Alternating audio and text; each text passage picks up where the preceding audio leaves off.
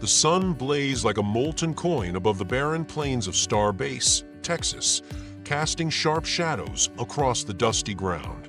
The air vibrated with the low hum of distant machinery, cranes swinging, welders sparking, technicians in heavy boots stomping between the metal skeletons of half-formed rockets. And amid it all, standing alone atop the tallest observation platform, was Elon Musk. He wasn't supposed to be here. Not now. Not when the weight of deadlines, investors, and entire space programs bore down on his shoulders like a mountain. But there was a peculiar gravity in the sky today, something that had pulled him upward, away from the endless troubleshooting meetings and thick blueprints covered in red-inked question marks. The Falcon 9's aerodynamics had become a nightmare. Every simulation, every recalculation, none of it mattered. A subtle, almost invisible instability had emerged during re-entry tests, throwing the rocket off course by margins that no autopilot could correct. Engineers whispered theories like frightened villagers guessing at storms. Elon knew one thing for certain. If they didn't solve this flaw, their Mars plans were dead before they even left Earth's cradle. He tilted his head up toward the searing sun, watching through protective glasses as the first bite was taken out of its blinding sphere. The eclipse had begun. Beside him, a simple telescope was perched, aimed toward the heavens. Not for research, not for spectacle, but because sometimes when all the world's noise became too much, Elon found clarity in the stars, or, in today's case, the absence of them. Minutes slipped by. The sky grew darker, the colors of the desert sharpening into surreal, high-contrast hues. Shadows stretched and warped. Birds fell silent. The air, which just moments ago had been searing, now carried a strange chill. He exhaled slowly, feeling the universe press closer. Maybe he was broken. Maybe he had taken on too much. Maybe all his dreams, colonies on Mars, self-driving cities, neural symphonies, were just the fantasies of a man too stubborn to admit the limits of human ambition. A pang of self-doubt twisted in his chest. When had he stopped being the kid who looked at the sky with wonder? When had all turned into spreadsheets, press releases, and boardroom wars? A flash of movement caught the corner of his eye. He turned sharply. The air near the edge of the platform was bending. The light around it fractured, swirling like oil over water, colors shifting in slow, mesmerizing waves. Elon blinked, thinking perhaps his eyes were tricked by the eclipse. But no, the distortion was real, hanging there like a curtain waiting to be drawn. He should have called someone. He should have recorded it. He should have run. Instead, his heart pounding, he stepped closer.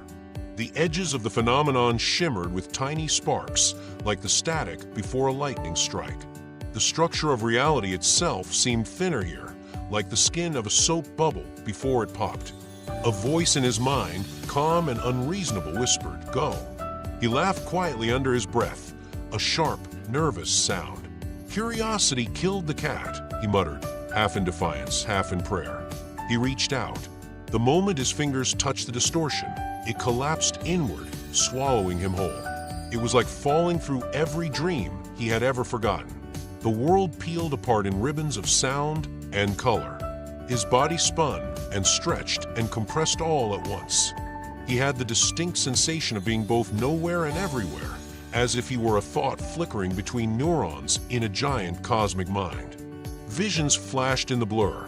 A red planet rising over twin moons, an endless city of glass towers, oceans teeming with strange creatures of face, familiar and kind, smiling in a world he did not recognize. He wanted to scream, but he had no mouth. He wanted to breathe, but there was no air. And then, stillness. Elon opened his eyes, gasping like a diver breaking the surface. Gone were the steel spires and the dusty flats of Texas. Instead, he found himself lying on a cobblestone street, surrounded by towering buildings of stone and timber, their windows adorned with colorful banners. The air smelled of fresh bread, horse manure, and wood smoke. Somewhere a lute was playing a soft, meandering tune. He sat up slowly, his body aching in ways he couldn't explain. Pedestrians in heavy woolen cloaks and embroidered dresses moved past him, giving him only the briefest of curious glances before hurrying along. A vendor nearby shouted about figs and honey, his voice thick with an Italian accent. Italian. Recognition dawned with an icy jolt. The narrow streets, the Renaissance architecture, the clothing. This was not just anywhere in the past. He was in Italy, not in 2025, not even close. Heart hammering against his ribs, Elon struggled to his feet. His modern clothes, jeans, a plain black t-shirt, and sneakers, made him stick out like a sore thumb. He patted his pockets instinctively. No phone, no wallet, no tools. Just himself and the crumpled printout he had been absent-mindedly carrying, the latest Falcon 9 schematics, now torn and nearly illegible. He scanned the street for something, anything, that could help him understand what the hell was going on. Above the rooftops, a great cathedral loomed, its massive dome piercing the sky like a defiant fist raised to the heavens. The Duomo. He recognized it from photographs and art history books. Florence. Renaissance Florence. And if the banners were correct, celebrating the patronage of certain nobles, then the year must be... Elon pressed a hand against his forehead, dizzy. "Okay," he whispered to no one. "Either I'm dreaming, or physics just flipped me the bird." A soft laugh escaped him, cracked and wild. For the first time in years, he was completely, utterly out of control. And despite everything, a thrill ran through him. Adapt, survive, innovate. Those had always been his rules. And now, apparently, he would have to follow them 500 years in the past. Squaring his shoulders, Elon Musk took his first real step into Renaissance Florence, unaware that his destiny was about to collide with one of the greatest minds to ever walk the earth. And somewhere not far from the cathedral, a man with long flowing hair and an unfinished canvas looked up from his work, sensing something strange in the air. Something wondrous, something impossible. The taste of the air had changed.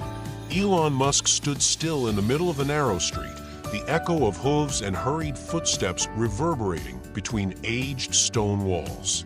He was breathing fast, trying to take in every detail of the impossible around him.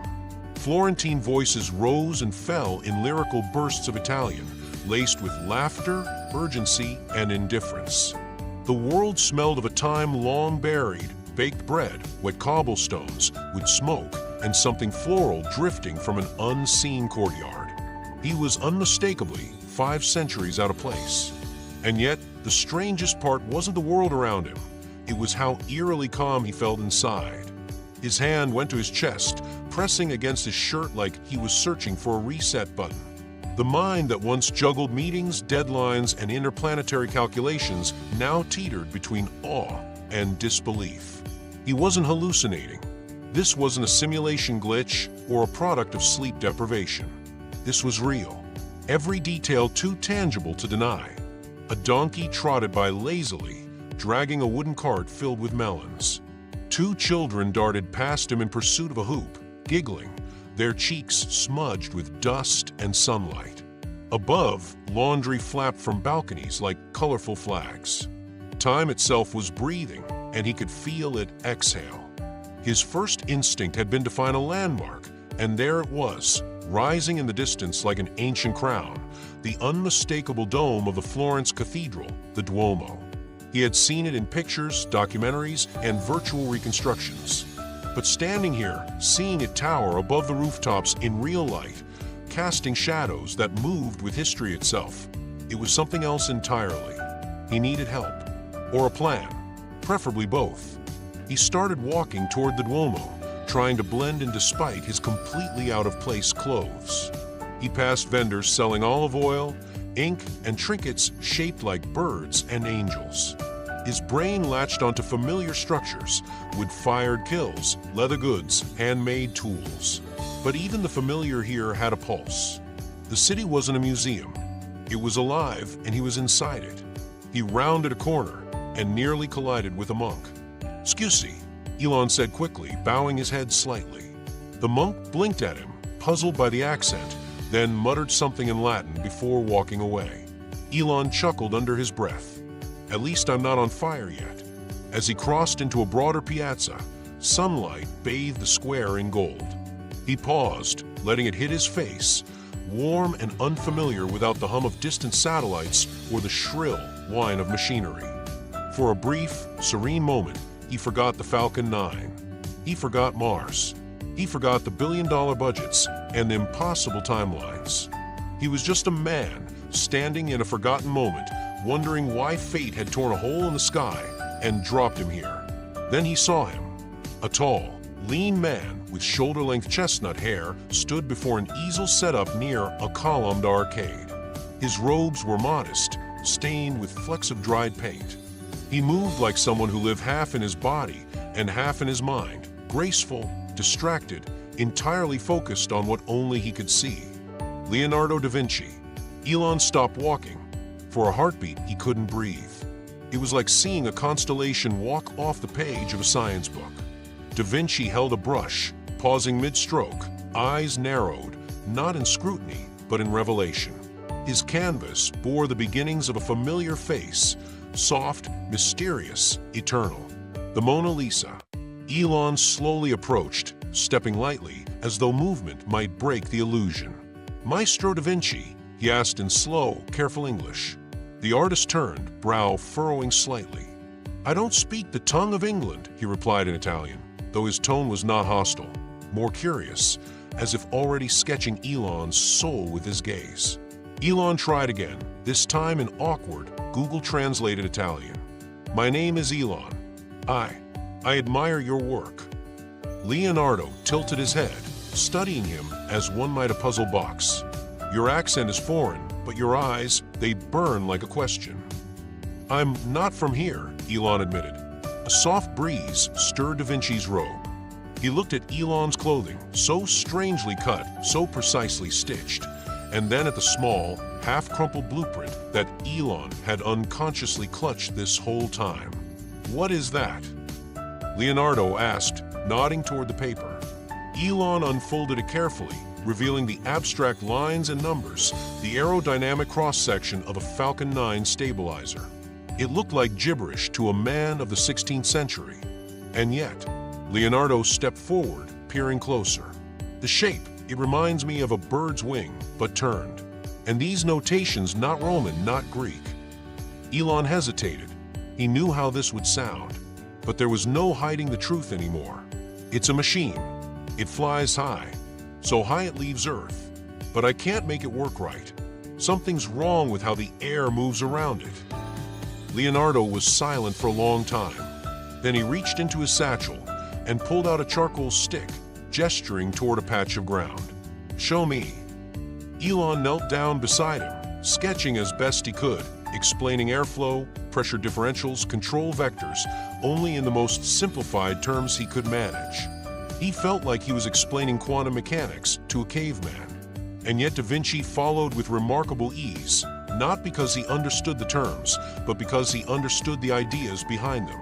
"The wind resists," Da Vinci murmured, "but also lifts. It is both enemy and ally." Elon looked at him, startled by how precisely that summed up the whole problem. Leonardo smiled. "You say you are not from here. I believe you. You do. Only a madman or a prophet would speak of flying through the heavens in a metal bird. But I too have dreamed of such madness." He tapped his temple. "I have drawn wings that flap, machines with spinning blades, but they always fall. You are proof that perhaps my dreams are not illusions but preludes." Elon stood slowly, his heart racing. This man didn't just accept him. He understood him. Maybe even better than most people in his own time. "But why am I here?" Elon whispered. Da Vinci turned back toward his canvas. "Perhaps to teach me something, or perhaps to learn something you have forgotten." A moment passed between them, heavy with possibility. Then, from a far side of the piazza, a shadow stirred. Watching them with narrowed eyes stood a man in crimson robes, his hands clasped behind his back. Cesare Falcone. The first ripple of conflict had just entered the story. Florence shimmered under the sun like a living fresco, its edges softened by heat and centuries of dreams baked into stone. Elon Musk followed Leonardo da Vinci through a maze of narrow alleyways and crisscrossing shadows, his boots echoing against cobblestones that had carried kings and thieves alike. The Renaissance was not just a period in time, it was a breathing organism, and now it had swallowed him whole. He half expected the illusion to break with a glitch in the architecture or a hiccup in the crowd. But the world remained maddeningly real. His footsteps kicked up dust that clung to the hems of his jeans. Somewhere bells tolled, no precise digital chime, but a deep, organic clang that vibrated through the bones. Leonardo moved with a purposeful rhythm, part artist, part engineer, part magician. As they passed a small square where children chased pigeons and a vendor hawked roasted chestnuts, Leonardo stopped beside a low stone wall and turned, eyes sharp under his brow. "You said you build machines that fly," he said in Italian. "But I do not believe your machines fly in the way birds do. They do not flap, correct?" Elon nodded. "They ride on air, through force, direction, balance. It's about pushing through the sky rather than mimicking it." Leonardo made a sound like a thoughtful hum, pulling from a pouch a bundle of worn sketches. He handed one to Elon. It depicted an ornithopter, a fantastical wing contraption powered by pulleys and pedals. The wings arched like those of a heron, delicate but wide, drawn with obsessive care. "I thought like a bird," Leonardo said. "Perhaps your sky asks to be challenged, not imitated." Elon ran a finger along the inked edges. The drawing reminded him of the early SpaceX failures, their naive faith in simplicity, the trials that burned millions of dollars into ash.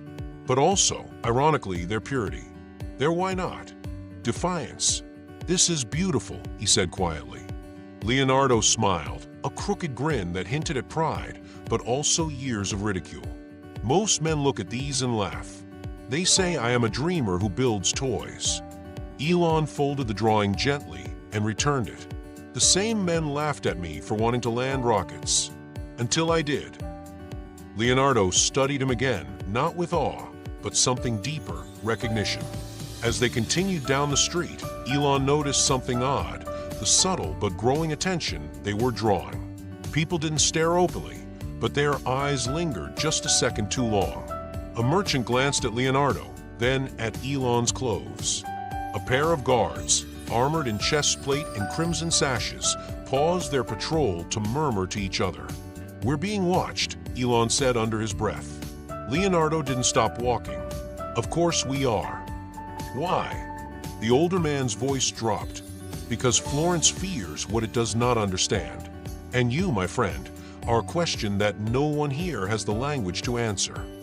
They turned a corner into a shaded courtyard surrounded by high stone walls, ivy crawling up between arched windows and broken statues. Leonardo pushed open a wooden door, worn, cracked, and surprisingly heavy, revealing the interior of his workshop. The room was a cathedral of chaos. Stacks of parchment, gears, models, and jars of pigment lay scattered across every surface. Flying machines hung like metal skeletons from rafters. There were dissected sketches of horses, humans, and machines, all pinned in elaborate sequences.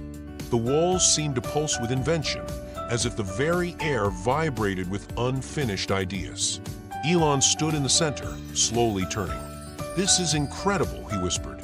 Leonardo moved to a cluttered table and cleared a space, sweeping aside a stack of dusty lenses and an unfinished model of a helicopter-like device. "Sit. Show me again your wing." Elon retrieved the torn Falcon 9 schematic and laid it flat. He felt strangely naked doing so, as though revealing a part of himself. This blueprint had lived in his hands, in his mind, in his team's endless simulations. But here, in a time with no CAD software or flight data, it looked like sacred geometry gone mad. Leonardo leaned over it, brow furrowed in curiosity. "This curve here, what does it do?" "It breaks airflow, reduces turbulence on re-entry. And this, stabilizer fin. It should correct yaw, but it's not reacting fast enough. We keep spinning out." Leonardo paused, then reached for charcoal. "What if," he said slowly, "you introduced a counterangle, not to oppose the spin, but to anticipate it. He sketched quickly beside Elon's diagram. His hand was graceful and precise. Elon watched, transfixed, as Da Vinci, born of quills and parchment, began to draft what looked eerily like an updated stabilization grid. "You don't know physics the way we do," Elon said, "but you're close. Really close." Leonardo's smile was faint, as though he'd heard both a compliment and a mystery. "I do not know your physics, but I feel motion, wind, balance. I have watched birds fall and catch themselves. Is a dance, not a formula." Elon sat back, silent. For years, he'd buried intuition beneath data. He'd trusted numbers. But there was something dangerous and thrilling in Da Vinci's approach. The trust in feel, in form, in the art of flight. Maybe, he thought, that's what he had lost. Then, a knock. Hard. Urgent. Leonardo stiffened. He didn't move. Another knock, followed by a voice. Maestro Da Vinci. "Aprite." "Now." Elon froze. Leonardo turned, his expression unreadable. "Cesare Falcone." "Who?" "A man of influence," Da Vinci muttered. "And fear. He fears change. Innovation. He has long watched me with suspicion. Now he has seen you. What does he want?" Leonardo looked toward the door. Control or destruction, sometimes both. The knock came again, louder. Elon's brain whirled. There was no portal to jump back through, no hidden comms device. He was stranded, an anomaly in time, and now a threat to the powers of this world. Leonardo reached under the workbench and handed Elon a bundle of rolled cloth. "Here," he said quickly, "wrap your plans. Hide them. I'll distract him. There is a passage through the wall behind the canvas. Use it if things go poorly." Elon hesitated. "Why are you helping me?" Leonardo met his gaze. "Because when I look at you, I see a future I always believed must exist. And because," he paused, a glint in his eye, "I suspect you were meant to be here." Another knock. This time the door shook, and Elon realized his arrival wasn't the end of something. It was the beginning. The pounding on the wooden door rattled the tools hanging on the wall and silenced every thought in Elon's mind. Leonardo had frozen mid-sentence, his hands still hovering above the schematic, as if time itself were waiting to see what would happen next. The knock came again, louder this time, more insistent. It wasn't the polite tap of a curious visitor. It was a warning. "Elon," Leonardo said, barely above a whisper, "go behind the canvas, now." Without questioning, Elon moved. On the far wall hung a massive unfinished oil painting depicting a storm-churned sky above a ruined city. Leonardo brushed it aside, revealing a narrow, dark passage barely wide enough for one man. The smell inside was old, stone and dust, mold and ink. As Elon stepped in, Leonardo pressed a candle into his hand. "If they search the place," Leonardo whispered, "stay quiet. Don't move unless I call." "What if they take you?" Leonardo gave him a tight smile. "Then I'll make sure they don't leave with anything useful." Then he turned, letting the canvas fall back into place. Elon crouched in the shadowed corridor, his back against cold stone, heartbeat echoing in his ears. He held the candle close but low, casting only enough light to make out the ancient brickwork around him. Somewhere beyond the workshop wall, he heard the door creak open, followed by boot steps scraping on the floor. Cesare Falcone had entered. Elon couldn't see him, but he recognized the voice immediately, measured, commanding, and sharpened by suspicion. "Maestro Da Vinci," Falcone said, his Italian clipped and precise. "I trust I'm not interrupting." "You always interrupt, Cesare," Leonardo replied calmly. There was the sound of footsteps circling, the clinking of a gauntlet against metal. "Your neighbors reported a disturbance. Unusual visitors. A man speaking a strange tongue, dressed like no one in Florence." "I speak with many men," Leonardo said smoothly, "and most of them speak nonsense." Falcone chuckled. "Yes, well, I imagine nonsense is something you're fond of. Blueprints of birds with iron wings, portraits that never smile, machines with wheels that do not turn. You've always played at invention, Leonardo, but this time people are frightened. Then they should close their shutters and stay inside. A pause. Then the distinct sound of paper rustling. Elon's heart froze. The plans. You left this on your desk, Falcone said, with a tinge of venom. Careless of you. These symbols, they're not even Latin. What language is this? A language only birds understand, Leonardo replied flatly. I'm not a fool, Maestro. This is not your work. You draft by hand. But this is printed. Ink too sharp, lines too perfect. Leonardo didn't respond. Falcone's tone grew colder. You are harboring someone, aren't you? A sorcerer? A spy? There was movement. Heavy boots shifting. I should burn this place to the ground. Elon gripped the candle tighter, knuckles white. Then Leonardo spoke again, his voice low, but with the weight of iron beneath it. Do it then. But if you do, you will destroy not just me, but every weapon, every engine, every device that could one day place Florence above Rome, above Venice. My mind may be mad, Cesare, but it is profitable madness. Or have you grown too afraid of what progress looks like? Silence. Then a sharp rustle. The sound of paper being shoved into a coat. A final boot step. You are playing with fire, old man, Falcone growled. And fire does not forgive. The door slammed. In the silence that followed, Elon waited. Seconds passed like hours. Then light.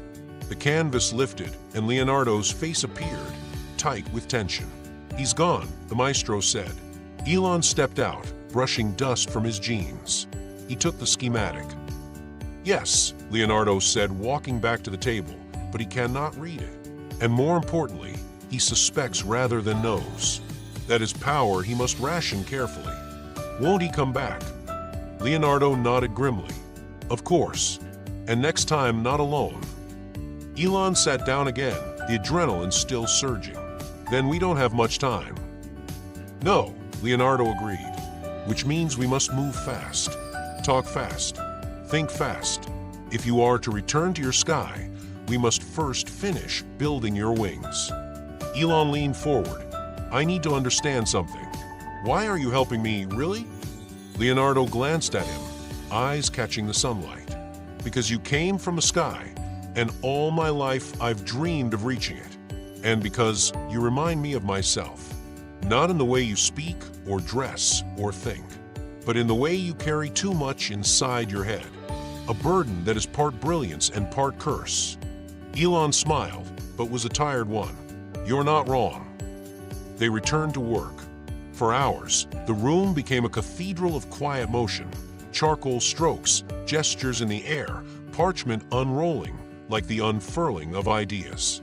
They refined Da Vinci's sketch, fusing modern principles with ancient intuition. Elon translated from memory, Leonardo transposed it into form. Where Elon used angles, Leonardo applied flow. Where Elon saw propulsion, Leonardo saw rhythm. It wasn't just science, it was art. By late afternoon, the schematic had evolved into something strange and beautiful. It no longer resembled the Falcon 9 stabilizer. It looked like something pulled from the wing of a mythological creature, sleek, curved, impossible. Test it, Leonardo said. In my time, I would run a simulation, Elon replied. But here, we'll have to improvise. Leonardo walked over to a chest and pulled out a small mechanical model, a wooden glider with movable fins. Elon attached a crude replica of the stabilizer to it, adjusted the weight, and held it up. They opened the window. Leonardo nodded. Elon tossed the glider into the air. It soared. Not high, not far, but it soared. Straight, balanced, smooth. Elon's mouth fell open. It worked. Leonardo gave him a proud look. Of course it did. At that moment, the sun dipped lower, casting golden light over the room. The dust in the air shimmered. For just a breath, it felt like the future had reached back, and the past had extended its hand to meet it. And two men, 5 centuries apart, had changed everything. As the glider's final arc came to a gentle rest against the far wall, a hush settled over the room. Neither victory nor relief, but the sacred stillness of discovery. Elon Musk stood by the open window, hands resting lightly on the sill, eyes tracing the rooftops of Florence below. From this height, the city looked timeless, suspended between invention and illusion. Behind him, Leonardo da Vinci remained silent. He had not moved since the glider flew, as though committing the shape of its flight to memory. His fingers were still poised midair, like a conductor capturing the final note of a symphony. "I have dreamed of such a moment," Leonardo finally said, voice low and reverent. "To build something that moves like wind but answers to thought." Elon turned, his expression somewhere between amusement and awe. "It's strange, in my world we build rockets so big they roar like gods when they lift off. But nothing has felt as honest as watching that little thing glide."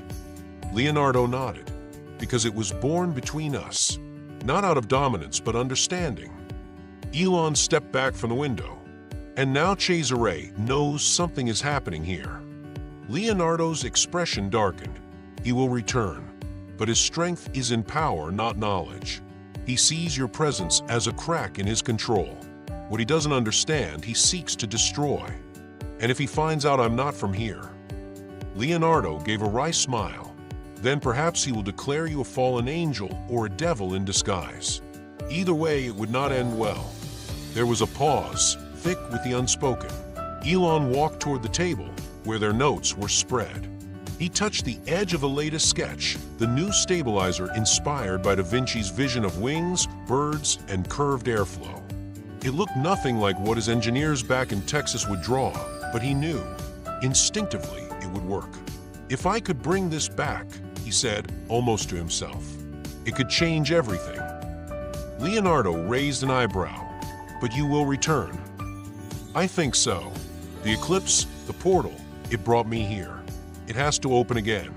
If I can be taken, I can be sent back." Leonardo seemed to accept that. Perhaps in his mind, the rules of the universe were far less rigid than Elon had once believed.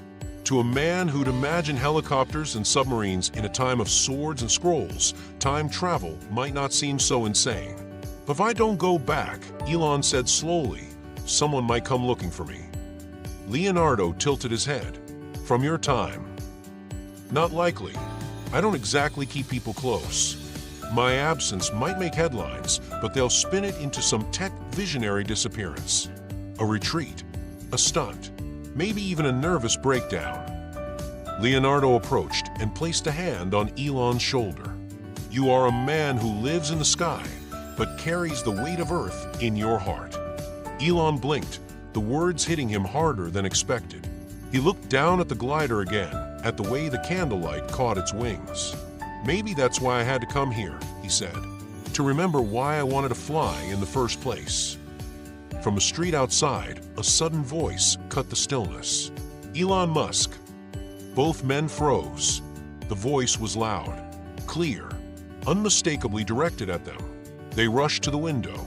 Below, in the narrow alley, Cesare Falcone stood flanked by two guards. His eyes were fixed on the window, and in his hand he held something crumpled, Elon's schematic, torn from Da Vinci's table hours ago. "I know who you are now," Falcone shouted. "You're not from Rome. You're not from Florence. You are not from anywhere." Leonardo's jaw clenched. Elon said nothing. Falcone raised the schematic. "This paper is made of fiber I've never seen. The ink doesn't run.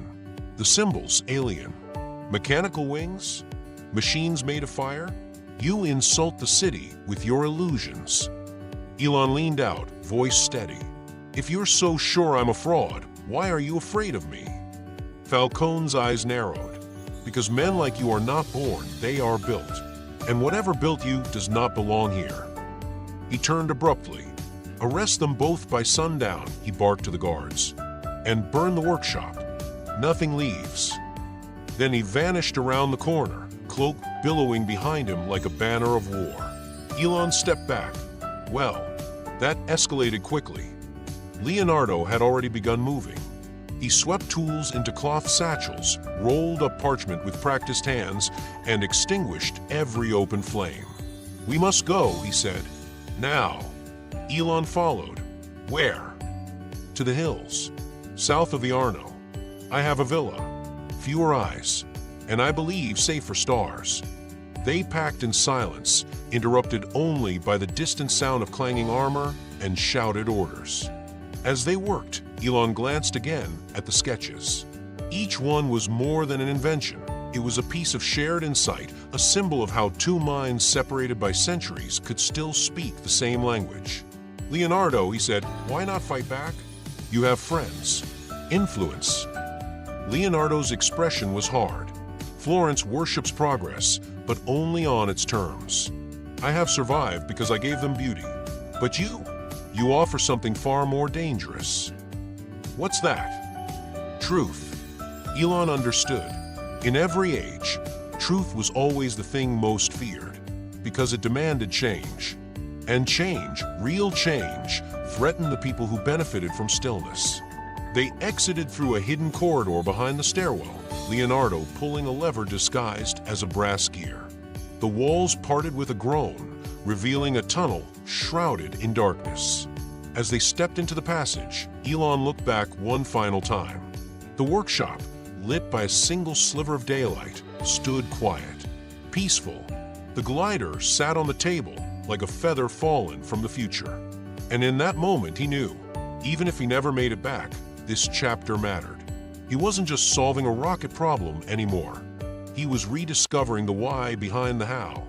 By the time the city walls faded behind them, Elon Musk's legs ached from the unrelenting cobblestone climb. The hidden tunnel beneath Leonardo's workshop had fed into a sewer channel that eventually spilled out behind a chapel.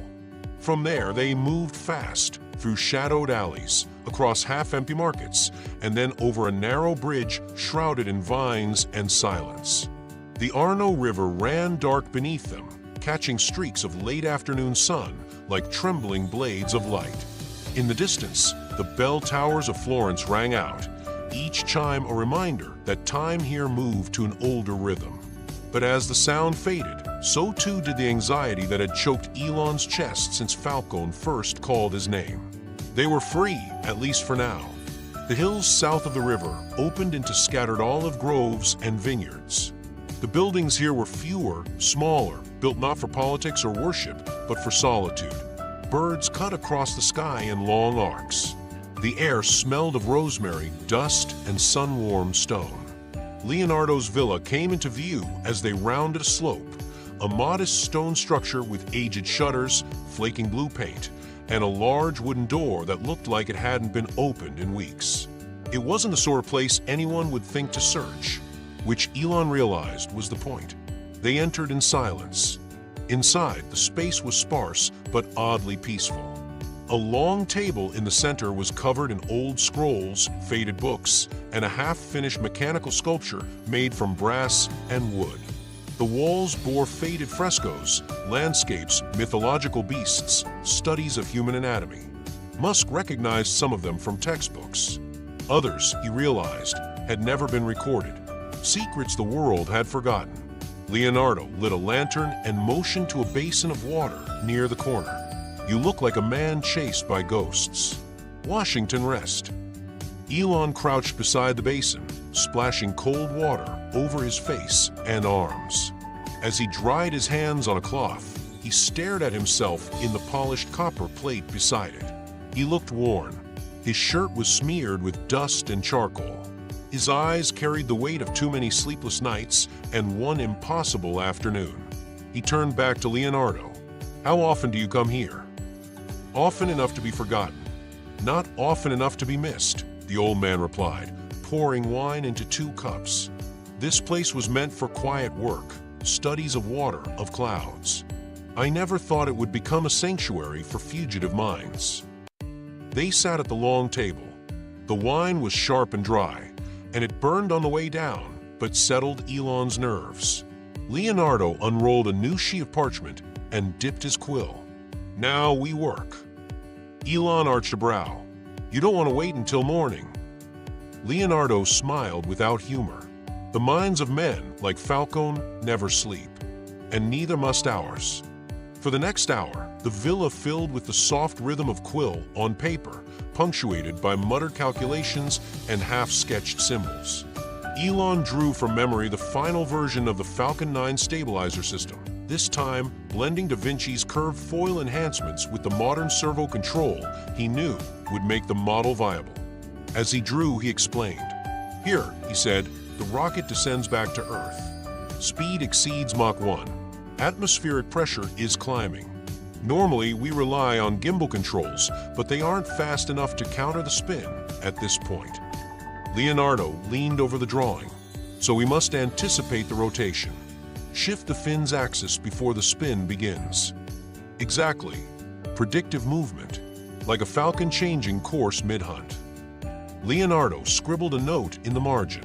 "Then you must give it eyes that see the wind." Elon paused. "We use sensors, AI-driven systems."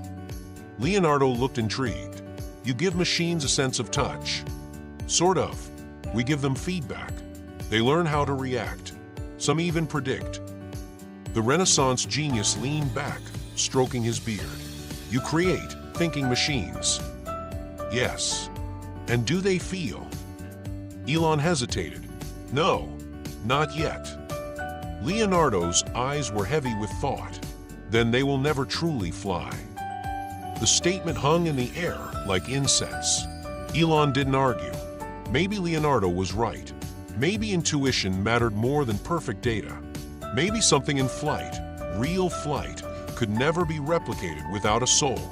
Suddenly, there was a sound at the door. A shuffle, then the creak of wood. Elon stood instantly. Leonardo motioned for silence and moved to the small viewing slit near the entrance. A knock, soft, uneven, almost cautious. Leonardo opened the door a sliver. A young woman stood outside, wrapped in a dark shawl. Her face was hidden, but her posture was familiar to Elon, someone caught between fear and duty.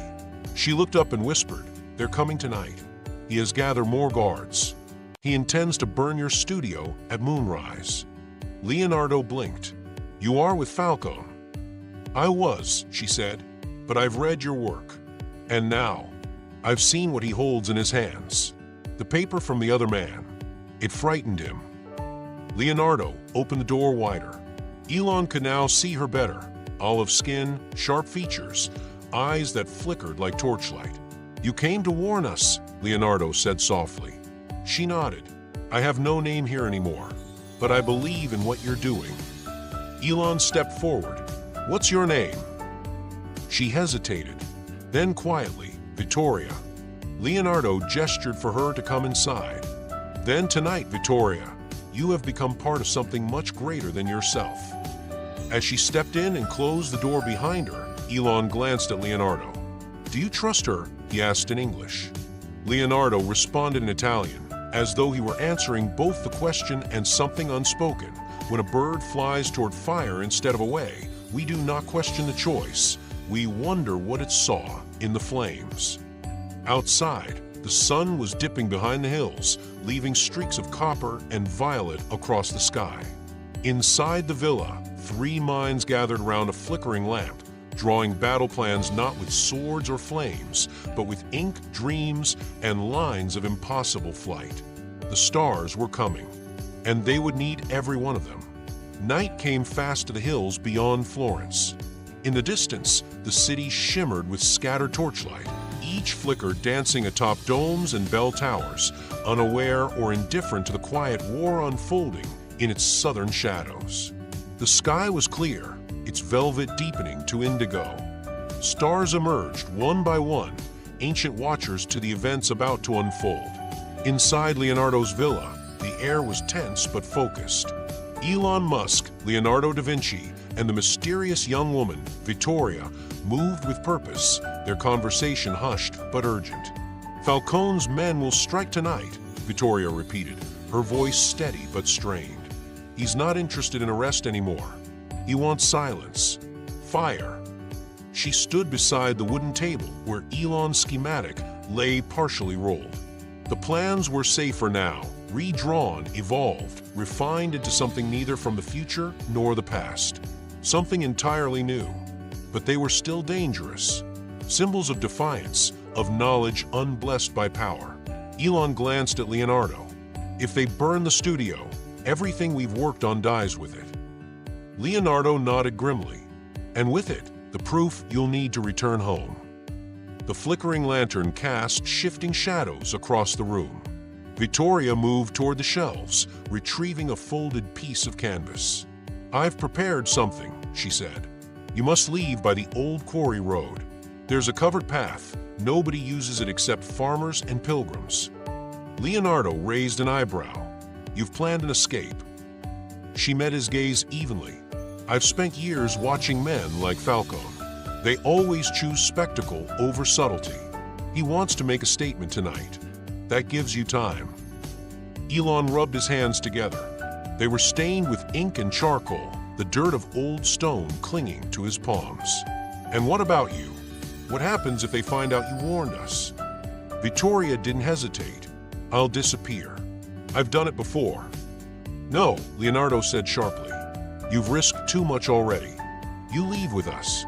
She shook her head. "Someone must stay. If they think the villa is still occupied, they'll delay burning it. Buy you hours. Maybe more." Elon stared at her, stunned by the sheer resolve in her voice. She didn't flinch, didn't plead for recognition.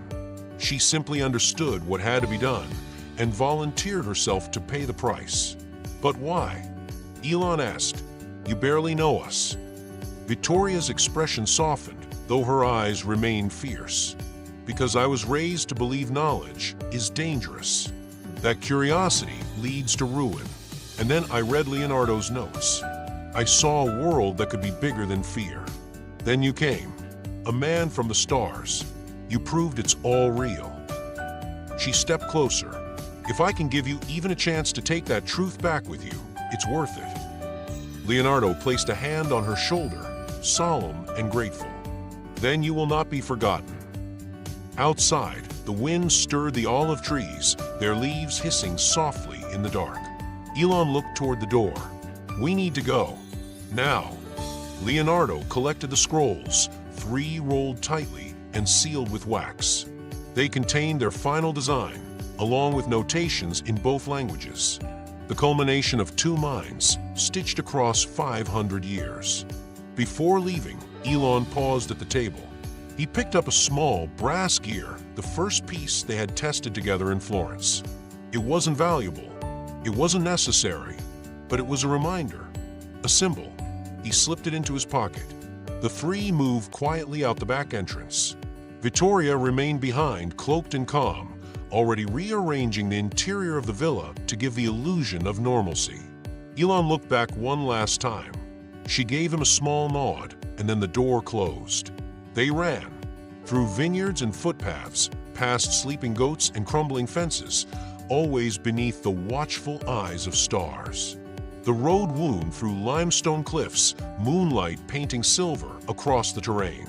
Leonardo, older but surprisingly agile, led with an uncanny sense of direction. Elon followed close, the scrolls protected inside his coat. Finally, they reached the base of a hill overlooking Florence. From here, the city looked impossibly serene. But then, smoke, a thin line, like the start of a sentence written in fire, rose from the northern edge. Another soon followed. Then came the faint, unmistakable glow of flames against the city's darkness. Leonardo stopped beside a cypress tree, breathing hard. The studio. Elon didn't speak. They stood together, watching their workshop burn. "What now?" Elon asked, his voice hoarse. Leonardo turned toward him. "Now we survive. We finish what we started." Elon looked at the scrolls in his coat.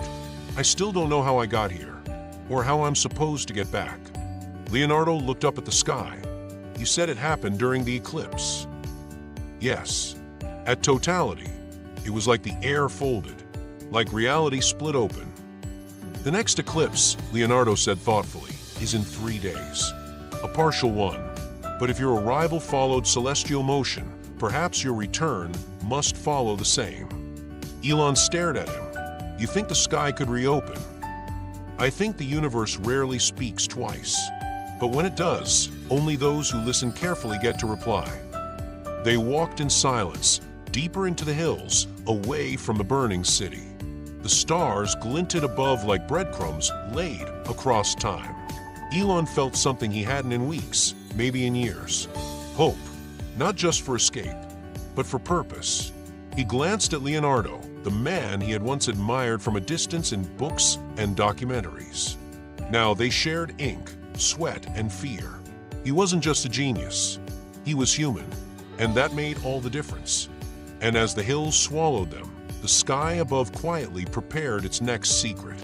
The fire had long since faded from view, reduced to a faint orange glow that danced on the horizon like a memory refusing to die. Elon Musk and Leonardo da Vinci walked in silence, the trail narrowing as it twisted through a patch of wild cypress and scrub oak. Each step took them further from Florence and deeper into uncertainty. The air in the hills was thinner, cooler. Crickets chirped in the brush, and the occasional owl called from the shadows. Elon's legs burned with exhaustion, but he didn't complain. He hadn't come this far through time to stop now. They finally reached a small clearing flanked by ruined walls, remnants of what might have been a shepherd's hut or an abandoned outpost. The stones were moss-covered, the wood long rotted, but it was shelter. And at this hour, that was enough. Leonardo dropped his pack with a grunt and sat on a flat rock. "We will rest here. The dawn is not far." Elon lowered himself beside him, exhaling hard. He pulled the scrolls from inside his coat, carefully unrolling one, smoothing the parchment with his hands. It wasn't just paper. It was everything they had worked for. The synthesis of centuries. The fusion of instinct and innovation. By the dim light of a waxy candle stub, the sketches glowed golden, an elegant aerodynamic foil drawn in Da Vinci's familiar curves, annotated in Elon's tight, digital-leaning scrawl. What began as a rocket part had become something more, something beautiful. Leonardo leaned in beside him. "When I was a boy," he murmured, "I saw a falcon dive from the sky and catch a hare mid-run. It was so fast, so precise, I thought it must be a god. That day, I promised myself I would learn the secret of its wings." Elon smiled faintly. "And now you have." Leonardo shook his head. "No, I only borrowed it. The secret still belongs to the sky." They sat there for a while, watching the candle flicker. Then Elon asked, "Why wings? Why not something simpler? Wheels, engines, cranes?" Leonardo's eyes glinted. "Because wings are a defiance of gravity. They are nature's contradiction. Everything on Earth falls, but wings they choose not to." Elon absorbed that in silence. He had spent most of his life trying to defy gravity too, through rockets, ideas, willpower. And yet, in this moment, it felt like Da Vinci understood the why better than he ever had. Suddenly, the wind shifted. A low rustle in the trees. Leonardo stood. His gaze swept the woods like a hawk. "Did you hear that?" Elon was already rising. Could be animals. Or men. From the darkness emerged a figure. Elon instinctively stepped in front of the scrolls, but Leonardo held up a hand. "Wait." A second figure joined the first, then a third, and then a voice. Familiar. "Peace," it called. "We are not Falcone's men." Vittoria stepped into the candlelight, cloak damp with dew, her eyes flashing with urgency. Behind her, two others followed, older men dressed as farmers, their faces drawn and cautious. Leonardo blinked. "Vittoria, what are you doing here?" "I couldn't stay behind," she said, breathless. "I waited until they passed. The villa burned, yes, but I wasn't inside. I slipped away. You followed us." "I guided them," she corrected. "These men, they know the land. They know the places where Falcone's eyes don't reach." The two farmers nodded solemnly. Elon approached. "Why would you help us?" One of the men, rough-skinned and silent until now, spoke in a thick Florentine dialect. "Because we've heard the rumors of the flying man, the burning paper. The tyrant Falcone says is a demon." The second man added, "And we know that when a man fears ideas, it is because they carry truth." Leonardo folded his arms. "You believe in us. We believe in what you represent." Vittoria stepped forward. There's a monastery farther into the hills, abandoned since the plague. No one dares go near it, but it has shelter, space, and walls strong enough to buy time. Elon looked to Leonardo, whose eyes had not left Vittoria's. There was pride there, but also something more, something paternal, or perhaps fraternal, a bond forged in purpose. "Then let's go," Elon said. The monastery emerged at sunrise. Cracked towers jutted from the mist like teeth, and ivy strangled the stone walls. The great wooden doors hung crooked, but intact. Inside, the main hall was vast and hollow, sunlight pouring through stained glass, illuminating motes of dust in the shape of saints and martyrs long forgotten. But to Elon, it looked like a laboratory. They set up their new base quickly. The central altar became a drawing table. Broken pews became benches. The floor, covered in cracked tiles and broken icons, was swept and cleared for models and prototypes. And there, under the pale light of a new morning, Elon and Leonardo returned to work. They recreated their sketches from memory and refined them again, this time using both the old and the new.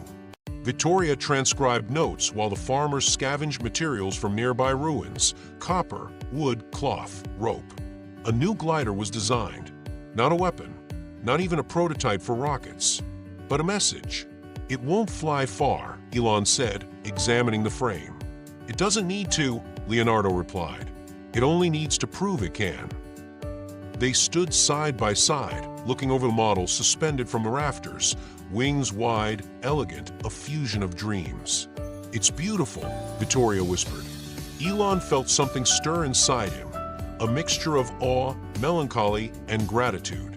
For the first time since arriving in this impossible world, he felt not trapped, but rooted. Not lost, but found. And high above them, through a shattered rose window, the wind entered the monastery with a whisper, almost like approval. The wind howled through the broken arches of the monastery bell tower, a hollow sound that echoed like forgotten prayers. Elon Musk stood at the edge of the platform, his hand resting on the wooden beam that held the glider aloft. The fabric wings swayed gently with the breeze, creaking ever so slightly, as if impatient for flight. Below, the hills rolled into mist. Morning had broken softly, painting the Tuscan landscape in pale amber and silver. Far in the distance, Florence shimmered, quiet now, but with a tension that pulsed beneath its rooftops like a tightening drum.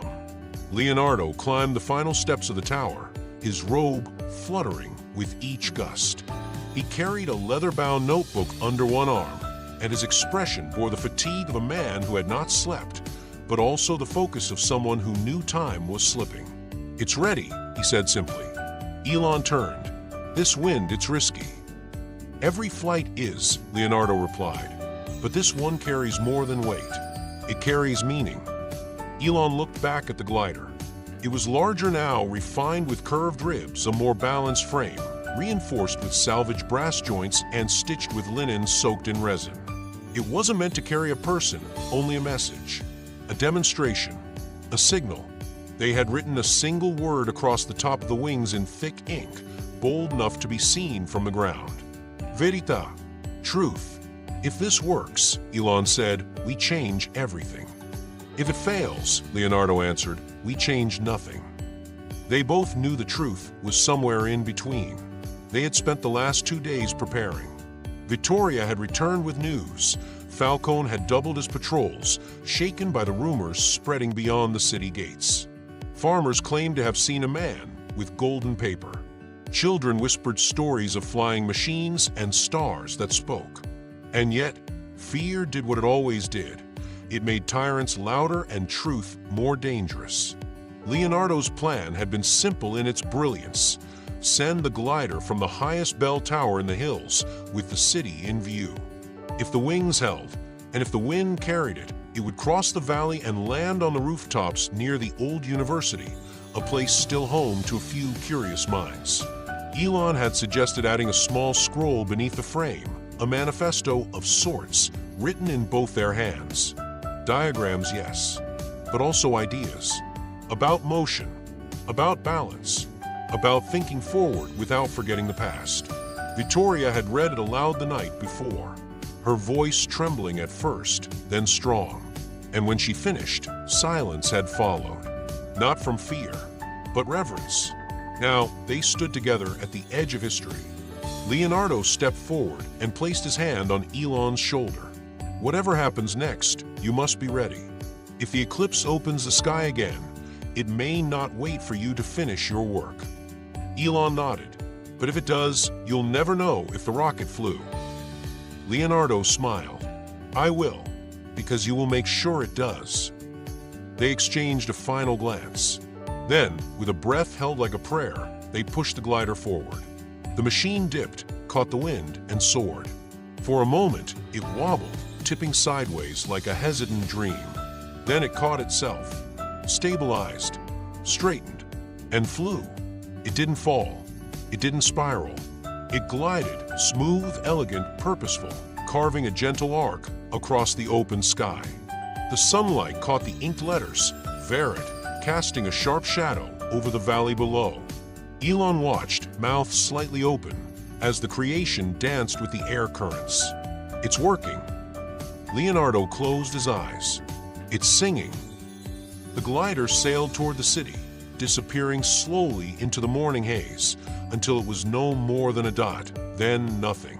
But they had seen it, and so would others. Down in the courtyard, Vittoria waited. She had stood beside the cracked fountain, fingers laced, heart pounding. When she saw the wings emerge from a bell tower, she held her breath, and when they caught the air, she gasped. A sound like laughter and disbelief mixed into one. She ran to the overlook and watched until it vanished. Then she turned back to the monastery, where the two men descended the tower, exhausted, exhilarated. It flew, she whispered. Leonardo nodded, as all truths must. They gathered around the table one last time. The remaining scrolls were sealed tightly. Elon packed the final pages of designs into the reinforced satchel. Each was marked carefully, symbols from both their worlds inscribed together. The last piece of the puzzle was ready, and so was he. That night, the stars returned in force. The moon hung low, orange and swollen. Elon sat outside the monastery gates, looking up. His thoughts were scattered, but his focus was sharp. The same eclipse that brought him here would occur tomorrow. It wouldn't be total, but it might be enough. Leonardo sat beside him in silence. I don't know if I'll make it back, Elon said eventually. Even if the portal opens, there's no guarantee. I know, and even if I do, my world won't understand any of this. They'll question everything. They'll call me mad. Leonardo smiled. Then you will be one of us. A long pause followed. Then Elon asked something he hadn't dared to before. What will you do if I leave? Leonardo looked out over the valley. I will build. I will teach. I will plant seeds and never wait for their fruit. That is the way of those who walk before their time. Elon turned to him. I wish I could take you with me. You already are. And in that silence, something shifted. The air cooled. The sky dimmed. A sliver of shadow crept across the moon's face, subtle, quiet, but unmistakable. A whisper in the stars. A promise. The sun hung low over the hills, stretched thin and gold, like a breath held just a moment too long. Shadows spilled down the valley, filling every grove, every stone wall, every whispering olive tree. Time itself felt suspended. At the edge of an ancient world, Elon Musk waited for the sky to remember him. The glider had vanished hours ago. No messenger had returned. No smoke signals. No sign that anyone had seen it at all. But Elon wasn't looking to be seen now. He was listening for the rhythm of the stars, for the pulse of the strange alignment that had brought him here. He stood alone in the courtyard of the monastery, his eyes locked on the waning sun, as if trying to will the eclipse into being. Behind him, the others moved with quiet purpose. Vittoria boiled water for tea over a small fire. Leonardo sat on the steps, legs crossed, sketching by the final light of day. The lines came effortlessly, his quill dancing across parchment like a leaf on wind. Neither spoke. There was nothing left to plan. Only time remained, and perhaps departure. Elon turned and slowly approached them. "It's almost time." Leonardo looked up and for a long moment simply studied Elon's face. Then he set the quill aside and rose to meet him. "You're certain the eclipse will trigger it again?" "No," Elon admitted. "I'm not certain of anything anymore." The scientist in him chafed at the idea. But the man, the traveler, was learning that some thresholds weren't crossed by equations. They had to be felt, trusted, surrendered to. He pulled the small brass gear from his pocket, the one from their earliest prototype, and handed it to Leonardo. "If this works, I want you to have this." Leonardo accepted it gently, as though it were a fragment of something sacred. "I will keep it near the sketches. Maybe one day, someone else will find it. Maybe they'll ask different questions." Elon nodded, eyes bright. "Maybe they'll finish what we started." Then Vittoria approached. She carried a small satchel, worn and hand-stitched. Inside was the final version of their scroll, part manifesto, part blueprint, part letter to the future. "In case you don't make it through the portal, someone has to carry this forward." "I'll come back for it," Elon said, "one way or another." She hesitated. Then, reaching up, she touched his arm. "You've already done more than enough." Elon smiled. It was small, but it reached his eyes. From the west, the wind shifted. A hush spread over the courtyard, the trees stilling, the air cooling. And in the sky, a sliver of darkness began to crawl over the sun. Leonardo's breath caught. "It begins." They moved quickly to the east terrace of the monastery, the one with the widest view of the sky. The platform where the glider had first been tested was still there, now cleared and swept, transformed into something like a stage. Elon stepped to the center. The shadow grew. The light changed, turned metallic, unreal, like the world was briefly underwater. Birds stopped singing. Even the wind seemed to pause, as if holding its breath with them. And then, the air began to bend. It was subtle at first, a shimmer, a ripple, but Elon recognized it immediately. The same distortion, the same sensation of static electricity across the skin. The molecules of the world trembling at the edges of perception. Vittoria gasped. Leonardo took a step forward, hand extended toward the strange fold in the atmosphere. "It's beautiful." Elon's pulse raced. The shimmering intensified, spiraling in a slow rotation. A sound soft and deep began to hum, like the inside of a tuning fork struck by starlight. Elon felt the pull, not just gravitational but emotional, like the universe was calling him home. He looked back one last time. Vittoria stood tall, wind tugging at her shawl, tears glistening in her eyes, but not falling. Leonardo raised a hand in farewell. "Go." Elon nodded, and then he stepped forward.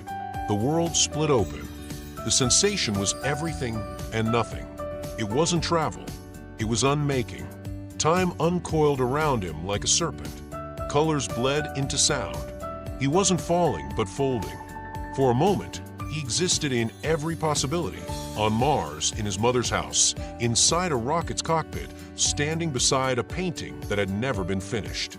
And then, stillness, light, blinding, then blue. Elon coughed hard, lungs sucking in hot, dry air. He blinked. The platform was steel. The sky above him a brutal Texan sun, halfway eclipsed, casting a crescent shadow across the concrete and red sand. The star base, the launch tower, the hangar dome in the distance. He was back.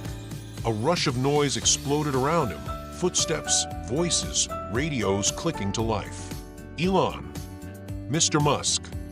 Elon, you disappeared. Where the hell were you?" He was surrounded by engineers, security, assistants.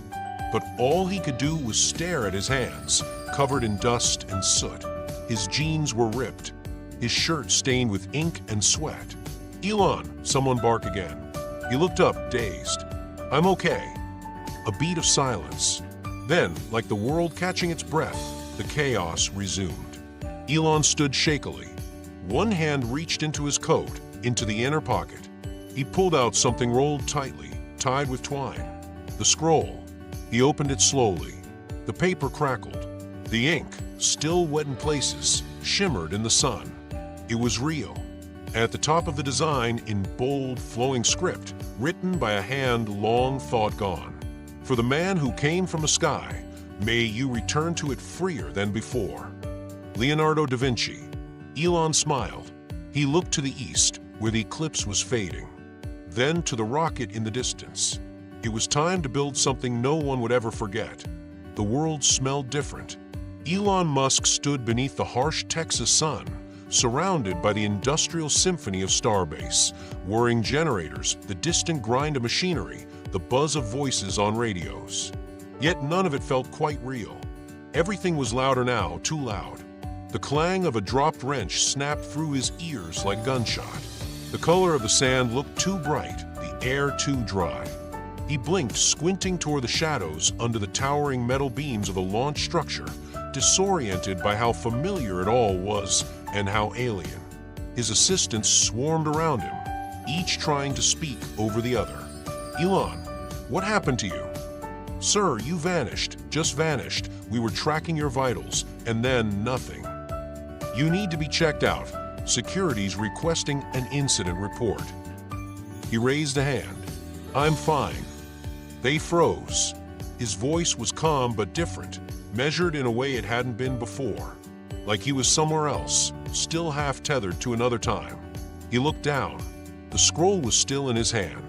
The parchment, centuries old and impossibly real, crackled as he unrolled it. The ink had smudged at the edges from the heat and motion, but the central sketch was untouched, a curvature of flight, annotated in both Italian script and his own cramped handwriting. At the bottom, a signature. Not a forgery, not a replica. The real thing. Leonardo da Vinci. He turned slowly toward the launch complex. The Falcon prototype stood in the distance, silent and immobile, its nose pointed at a cloudless sky, as if waiting for him. And now he understood. He walked alone into the design lab. The moment the glass doors slid shut behind him, the world softened. The hiss of the air system, the hum of the touch-screen displays, the buzz of the computers, it all greeted him like an old friend he hadn't realized he missed. He made his way to the central table, ignoring the questions echoing behind the glass, and spread the scroll out carefully. The new fin design was unlike anything his team had attempted. A blend of fluid curve and asymmetric foil. It resembled a bird's wing more than an aerospace component. But it would work. He knew it would. Not because of data alone, but because he had seen it work long before it ever flew. He pulled up the CAD system and began modeling. The design flowed from his fingers without hesitation. Measurements aligned with impossible accuracy. His team's last failed simulations flashed in his mind, every point of instability accounted for in Leonardo's curves. He didn't just feel inspired, he felt like a bridge, a conduit, carrying the past into the future. The sun outside began to fall, and still Elon worked. By nightfall, his lead engineers had gathered, staring at the screen in silence. Where did this come from? One of them asked, studying the fluid asymmetry of the new stabilizer. Elon didn't look up. From the only person who ever truly understood the air. Another engineer tilted her head. It's elegant, like biological, but it compensates for yaw before it starts. I wouldn't have thought to do that. He did, Elon said softly. Who? Elon tapped the corner of the display. Da Vinci. The room went still. No one laughed. No one questioned him outright. They just exchanged glances, then looked back at the design.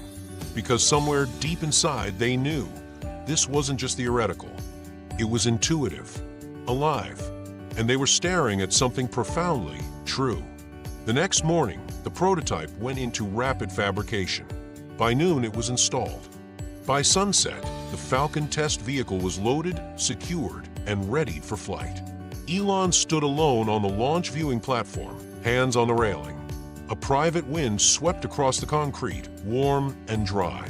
He could hear the countdown in his ear. T-minus 30 seconds. Far below, the team worked with precision. The new fins gleamed against the carbon fiber of the rocket body, curved like wings, but silent, cold, perfect. T-minus 10 seconds. He thought of Leonardo's hand guiding the sketch, of Vittoria's voice reading their scroll aloud, of the glider slicing through the dawn air above Florence like a word never spoken before.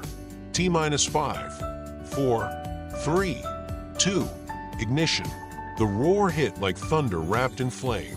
The rocket rose, slow and steady, then faster, leaping into the sky with a force that made the Earth itself shiver. Elon didn't move. He watched. At 12,000 meters, the fins deployed. At 20,000, the auto-stabilization adjusted the flight path. At 45,000, the feedback system compensated for sudden thermal shear. And the Falcon held. No spin, no drag divergence, just clean, steady ascent. And then, re-entry sequence. The rocket tipped back toward Earth. The fins adjusted again, automatically, gracefully, precisely. They caught the wind not as resistors, but as dancers. Curved and responsive. Wings that remembered the sky. The booster slowed, rotated, drifted downward with impossible calm, and landed. Perfectly. The platform trembled beneath Elon's feet, but he stood still. Later that night, the footage was everywhere. Analysts dissected the breakthrough. Aerospace forums exploded. Theories flooded in. Some claimed it was a previously classified adaptive control surface. Others suspected a radically new AI-guided vector system. No one guessed that the secret had been passed down in charcoal and parchment. No one knew that the greatest leap in modern rocketry had been born beneath stained glass windows and the whispers of saints.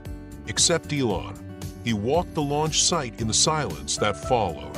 Above him, the stars returned, indifferent but ever-present. He looked up and imagined Florence, imagined a man beneath the same sky, sketching by candlelight.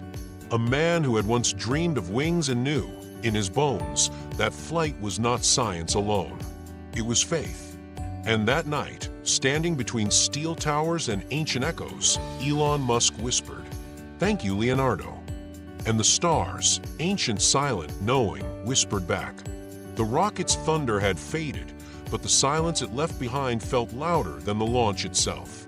Elon Musk remained on the viewing platform long after the others had dispersed, engineers celebrating, analysts buzzing, assistants chattering over data streams. But he stood motionless, hands still on the railing, eyes lost in the sky that had reclaimed his machine. The scroll was in his jacket pocket. He hadn't shown it to anyone. Not yet. Some things weren't meant to be explained immediately. Some truths needed to mature in silence. He pulled it out now, slowly, reverently. The parchment felt warmer than it had in Florence, sunlit instead of candlelit. The edges had curled slightly, the ink more faded after one more journey through time, but still pulsed with meaning. He unrolled it carefully across the railing. The sketches, the notes, the signature, all intact. And at the very top, a word that had guided him through fire and doubt. Verita. He traced it with his finger, almost like a benediction. Behind him, the door to the private access tunnel opened with a soft hiss. Footsteps, purposeful but hesitant. Elon, a familiar voice called. He turned.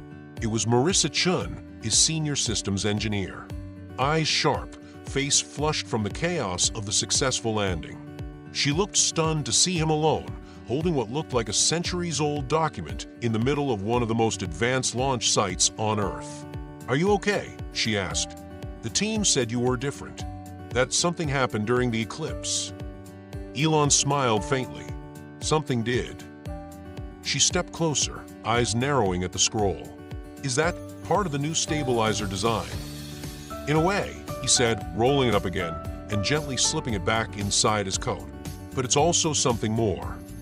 Marissa hesitated. "You know there's going to be questions. From everyone. About the design, the material, how you knew it would work. It's revolutionary." "I know. And the way it flew, it was like it was alive. Like it anticipated everything." Elon looked at her. "Would you believe me if I told you the design came from a man who lived 500 years ago?" Her eyebrows lifted. "Da Vinci." He didn't answer. Marissa gave a soft laugh, unsure if he was joking. Well, he was always your favorite. Elon didn't smile. He still is. She looked at him again, deeper this time. Not just searching for logic, but for truth. Elon didn't blink. And in that shared moment, something unspoken passed between them, an understanding, or at least the start of one. "Whenever you're ready," she said quietly. "We're all waiting for what comes next." Then she turned and walked away, leaving him with the wind. Later that night, Elon returned to the design lab alone. He shut off the overhead lights and worked only by the glow of the touchscreen table. He scanned the scroll in full detail, digitizing the curves, the angles, the handwriting. The software tried to interpret it, tried to simplify it. It couldn't. There was something irreducible about it, like music or instinct. He created a new folder on the system drive, Ether 1.0. That was what he would call the new design series. Not Falcon, not Starship. The breath between worlds. Inside it, he placed three things: the scroll scan, the final CAD model, and a private journal entry typed slowly, deliberately, as if etching it into time. "I met a man who should never have met me, and yet we understood each other. He saw wings and everything. I saw engines. But in that monastery, we met somewhere in between. What we created was neither for my time nor his. It belonged to the future, a future we both believed in. His name was Leonardo da Vinci, and he changed my life." He encrypted the folder with a phrase only he would know. Then he leaned back in the chair, staring at the ceiling, wondering if somewhere impossibly far away, there might be a workshop lit by candles where an old man was finishing a new design. And if he looked out his window, he'd see stars. And maybe, just maybe, he'd smile. Weeks passed. The new stabilizer design was integrated into next-gen prototypes. Every flight tested with it performed better than expected. The margins of error dropped. Fuel efficiency improved. Even turbulence became more predictable. The engineers called it the feather system. Elon never corrected them. Meanwhile, rumors began to spread. Anonymous blogs, whispers in forums. An old sketch had been spotted behind glass in Elon's private quarters, something handwritten, something too elegant, too precise. Some claimed it was fake. Others said it was real. No one knew the whole story, and Elon never explained. He wasn't hiding it. He was protecting it. Some things weren't meant to be broken apart by curiosity. They were meant to inspire. One morning, Elon flew to Italy. He didn't announce the trip. No press. No photos, just a private jet, a rental car, and the drive to the hills south of Florence. He parked beneath the sun, walked past overgrown olive groves, and climbed a hill until he reached the ruins of a monastery. It was still there, quiet, empty, but not dead. He walked through the courtyard. He stood at the old altar. He found the remains of a glider frame, what little was left, covered in moss and vines. And then beneath the altar stone, just where Leonardo had told him to look, he found a box. Wooden, simple, carved with the symbol of a feather and a star. Inside, a sealed parchment untouched. He opened it with care. And read, "Elon, if you are reading this, it means the sky listened. I always believed that time was a river, and men like us were boats caught in its current. But perhaps we were wrong. Perhaps time is not a river, but a bridge, and for one brief moment we met on it. What you build next, let it carry not just fire, but meaning, for the sky remembers. And so must we." Leonardo. Elon stood in silence for a long time. Then he looked up at the blue Tuscan sky and whispered, "I remember." The return flight from Florence was quiet. Elon Musk sat alone in the private cabin, the roar of the engines a distant, constant hum behind the walls of thought. The scroll Leonardo had left him was secured inside a reinforced case by his side, nestled among documents and prototypes. But the real message wasn't on the parchment. It lived in the silence, in the way his mind had shifted, in how time, once a ruler, now felt more like a thread he had briefly held and let go. The sky outside was a soft gradient of blue and gold. Elon leaned his head against the window, watching the curve of the earth as the jet chased the sun westward. He wasn't just returning to Texas. He was returning to the future. 3 days later, a new project was announced quietly within the deepest levels of SpaceX. Internally, it was labeled There 2. Officially, it didn't exist. The concept was deceptively simple: to build a vessel that could adapt to both the physics of space and the unpredictability of atmosphere. Not just re-entry, but dynamic, real-time correction through organically responsive control surfaces. Elon used phrases like biomorphic aeronautics and empathetic guidance systems, though he rarely explained what he meant. But those who worked with him noticed something had changed. He wasn't chasing speed anymore. He was chasing grace. The engineers closest to him saw at first how the curves in his new schematics resembled wings, not weapons. How every system seemed to move toward harmony with the air, not defiance of it. How every test began with a question, not a command. There was reverence now. One evening, after reviewing simulation footage of their prototype gliding in Earth's upper stratosphere, Elon turned to the room and said, "We've always asked how to escape Earth. But maybe the better question is how to understand it first." The room fell silent. No one spoke. They didn't need to, because somehow, in the look in his eyes, they saw something ancient and something new. A month later, Elon stood alone in a circular chamber beneath the main Starbase tower. It was a room few knew existed. Circular, reinforced, designed for deep resonance testing, acoustics, vibration, magnetic stress. But tonight it was quiet, empty except for him and the object at its center, a full-scale sculpture of the glider he and Leonardo had built in Florence. Not a replica, a translation. The materials were modern, composite alloys, carbon weave, precision-etched stabilizers, but the soul was unchanged. It hung suspended from the ceiling by nearly invisible cables, as if caught in eternal mid-flight. On its wings, in white titanium inlay. Verita. Elon circled it slowly, his footsteps echoing. This wasn't a museum piece. It wasn't PR. It was memory made metal. A bridge between centuries. A message encoded not in language, but in shape. And with every pass around the sculpture, he felt the weight of what it meant to carry ideas through time. He paused beneath the glider, looking up. Above him, in the shallow dome of the chamber, was a skylight. And beyond it, a night sky that hadn't changed in 500 years. A sky Leonardo once watched. A sky they both still shared. In the weeks that followed, Elon became harder to find. He still ran meetings, still made decisions, but his presence shifted.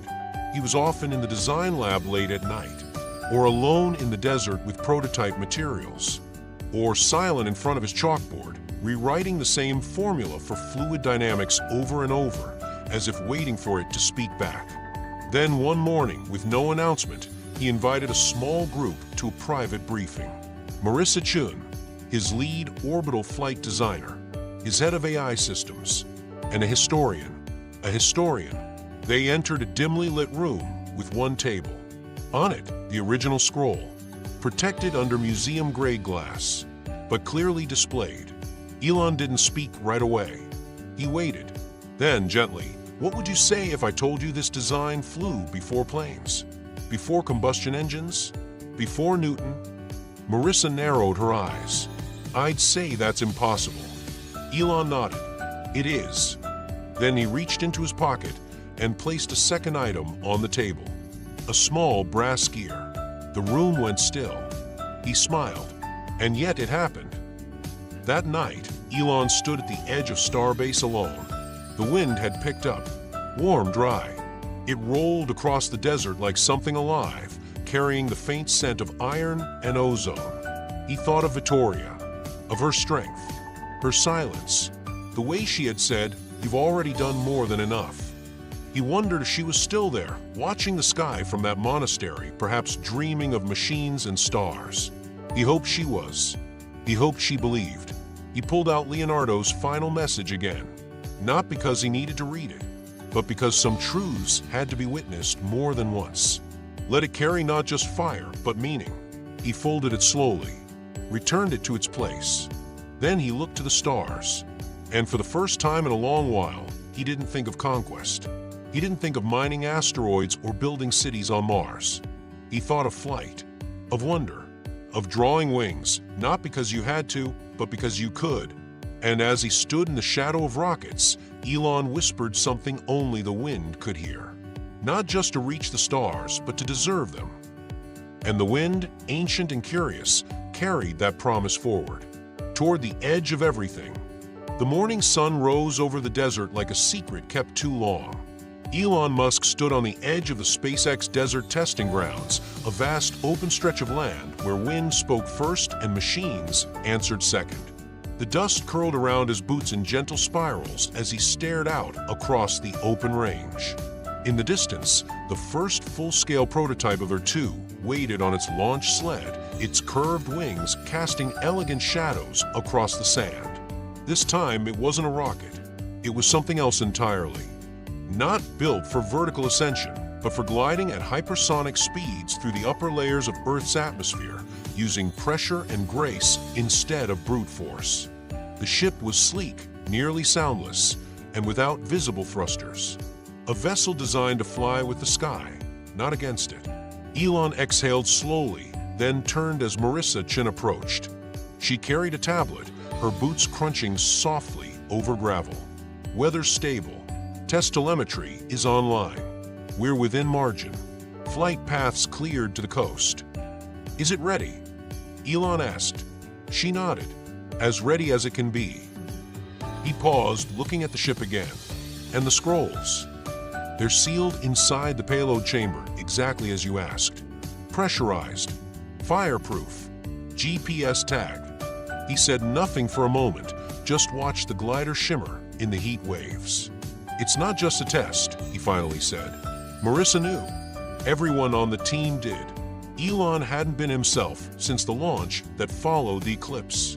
He'd been more than himself, like something inside had aligned. Not ambition, not vision, clarity. They walked toward the control tower, where a small group of engineers, coders, and aerospace experts waited.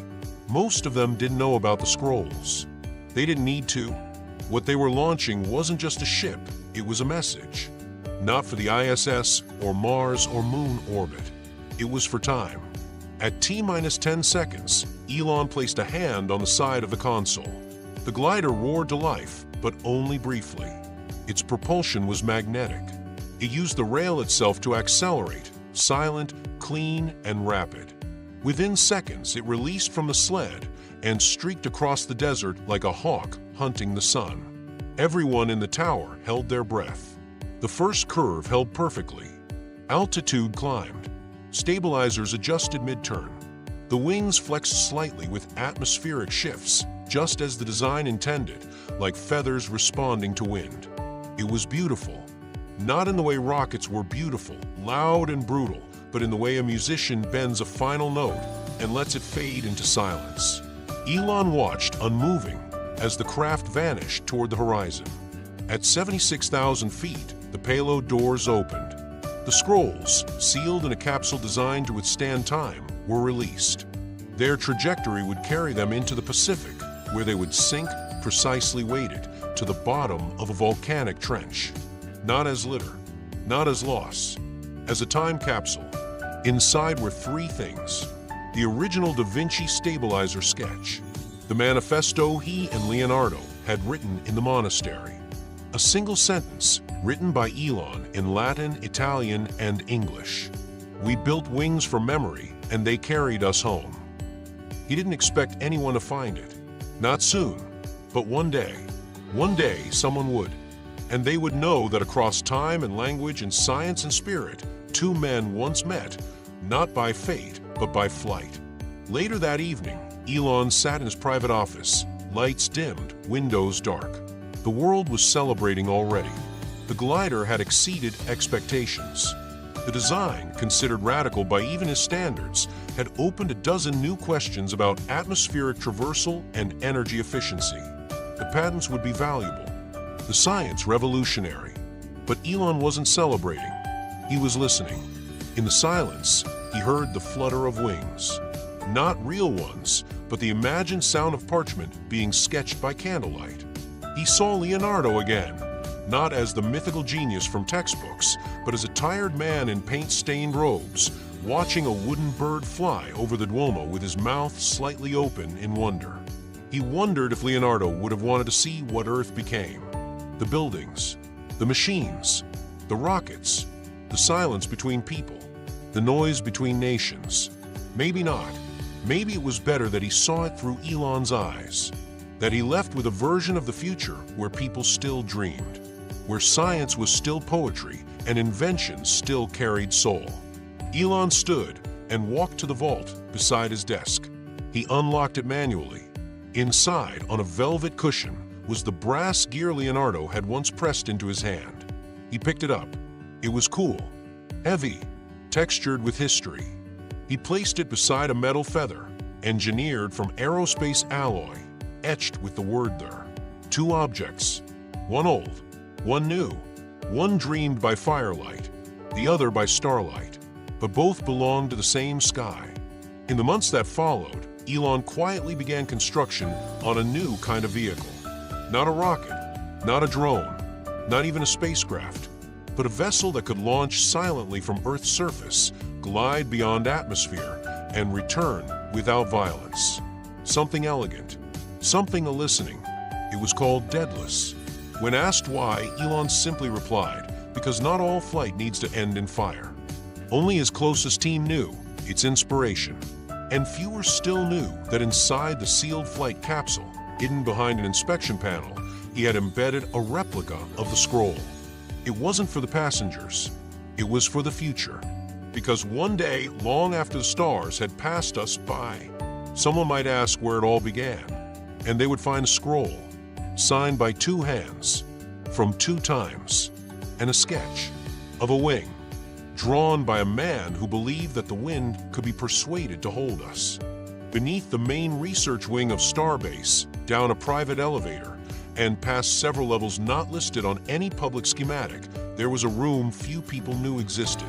It was a vault, but not for money, not for weapons, not even for data. It was a sanctuary for memory. Elon Musk stood alone inside it now, surrounded by curved shelves of archival glass, carbon-sealed capsules, and rare fragments of human imagination. Every object in the room had one thing in common: they were firsts.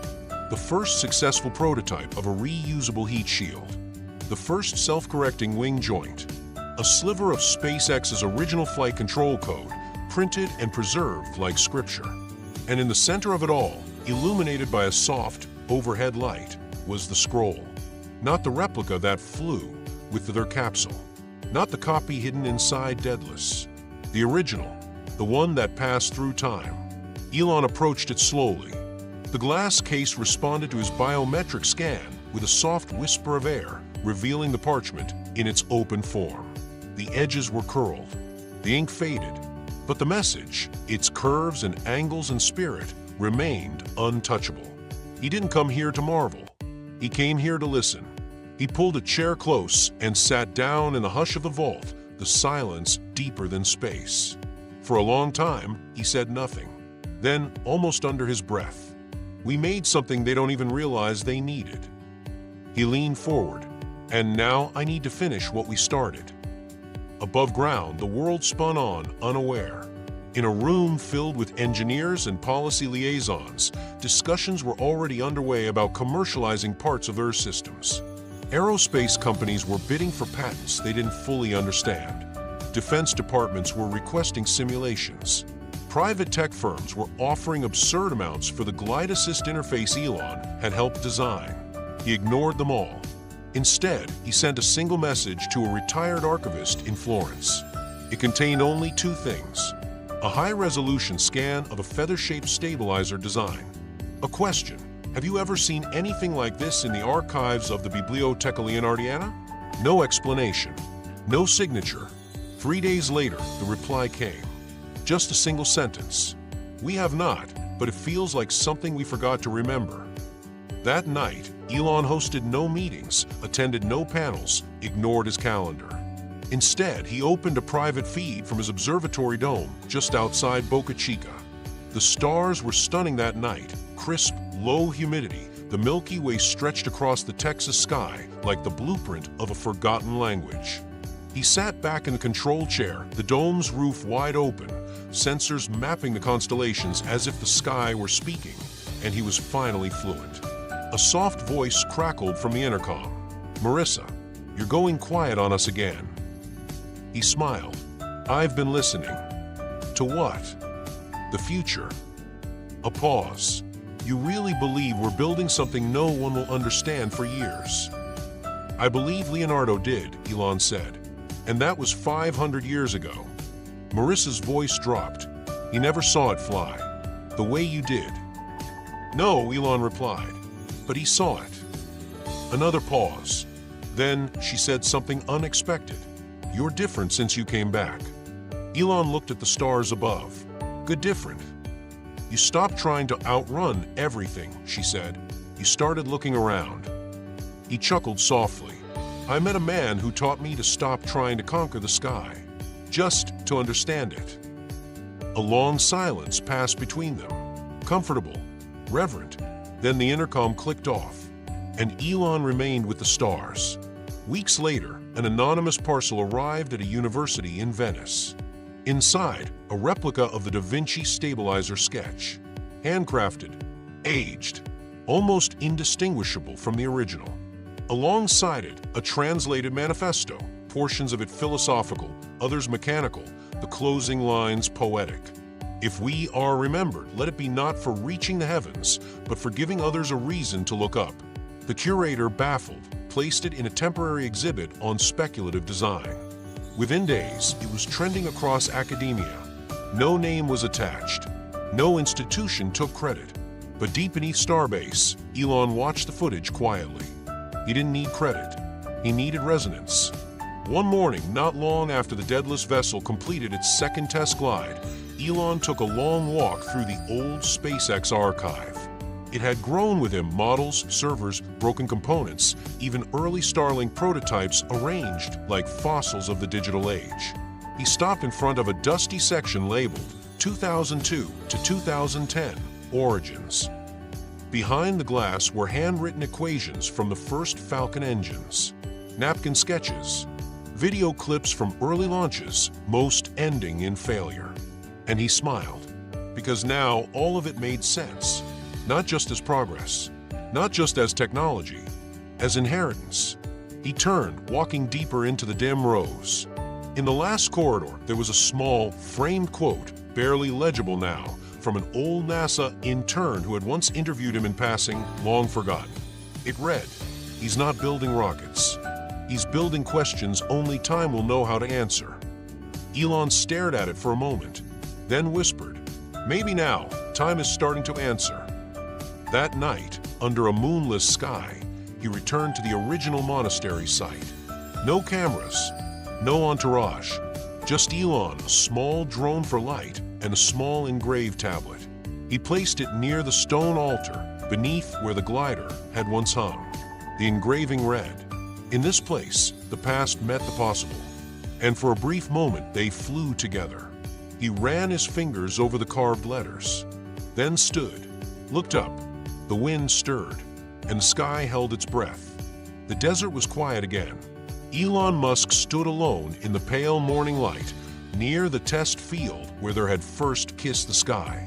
The sand stretched endlessly ahead, dotted with small metal markers and impact sensors, silent witnesses to dreams made real. His shadow, long and thin in the rising sun, trailed across the gravel like an old story coming to rest. In his hands, he held two objects. One was the brass gear, worn, dented, touched by centuries. The other, a single feather, but not a real one. It was artificial, laser-cut from ultralight titanium alloy, barely thicker than a strand of hair. Its edges curved perfectly, mirroring the design from Da Vinci sketches, refined by algorithms but birthed in candlelight. It shimmered faintly in the sunlight, reflecting both past and future at once. Elon turned it slowly in his hand, the metal catching warmth from his fingers.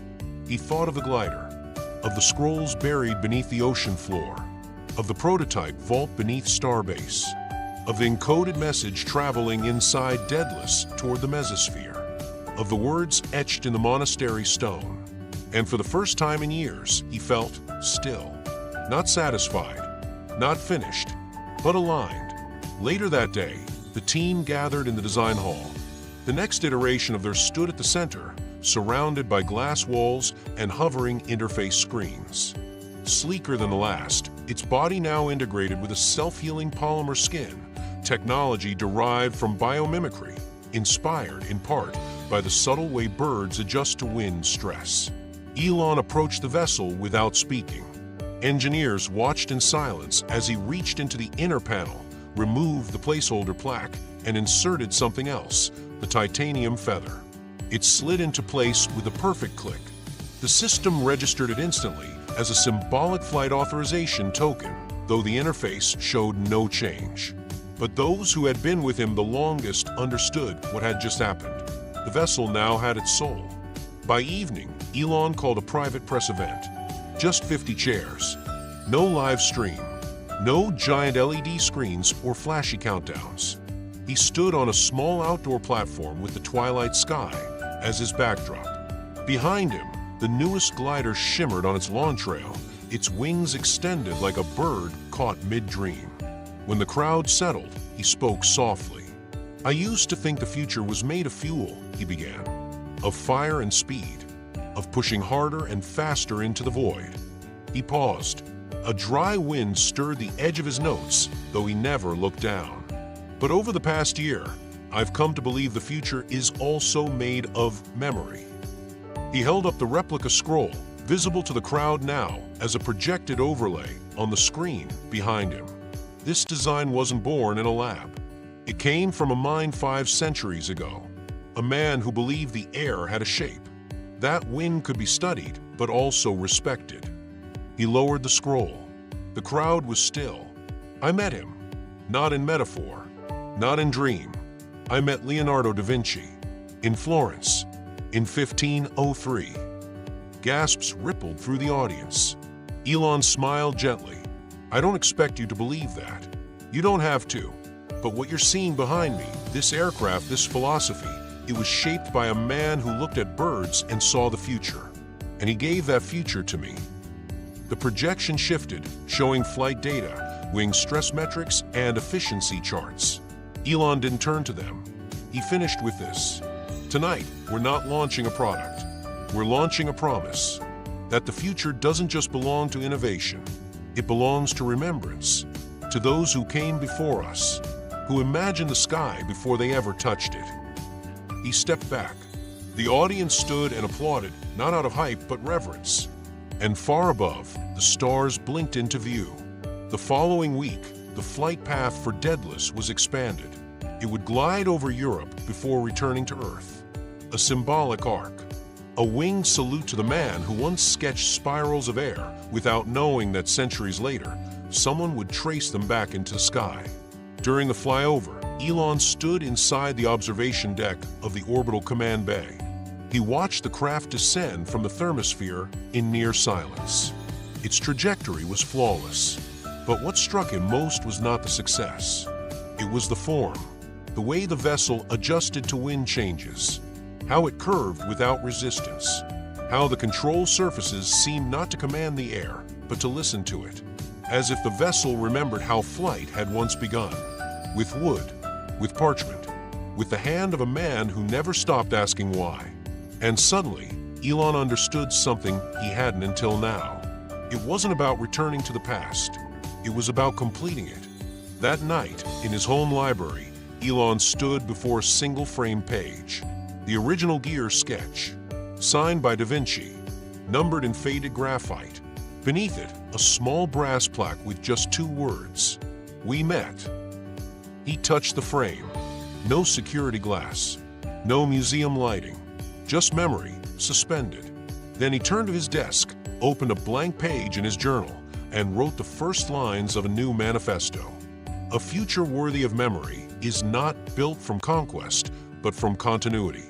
We do not inherit the sky. We collaborate with it. And in that collaboration, we remember who we are. He paused, letting the ink dry. Then he drew a feather beside the final line. And for the first time since returning from 1503, he felt the echo of candlelight. The museum was almost empty. Tucked away in a quiet wing of Florence's Museo Galileo, behind layers of security glass and gentle ambient lighting, a new exhibit had appeared with little fanfare. No press release, no ribbon cutting, just a small plaque, an anonymous donation, and a date carved into brass. To the future from the past. 1503-2025. The centerpiece was a recreation of the original Da Vinci stabilizer scroll, flanked by digital renderings of modern spacecraft wings inspired by the same curves. Visitors passed in soft reverence, some pausing to read the translated inscription, others just absorbing the improbable lineage etched across centuries. Among them, unnoticed, stood Elon Musk. He wore a simple gray jacket, no entourage, no announcement. Just him, the glass, and the silent wisdom of the room. He moved slowly, his eyes tracing the feathered arcs of the drawings he once recreated by candlelight. The notes, the notations in two hands. One from a world of parchment and pigment, the other from a world of code and fire. He let the silence settle. And then, very softly, he whispered aloud, half to himself, half to something unseen. You knew this would happen, didn't you? He didn't expect an answer, but something about the space around the scroll, its stillness, its gravity, made it feel like a conversation still unfolding.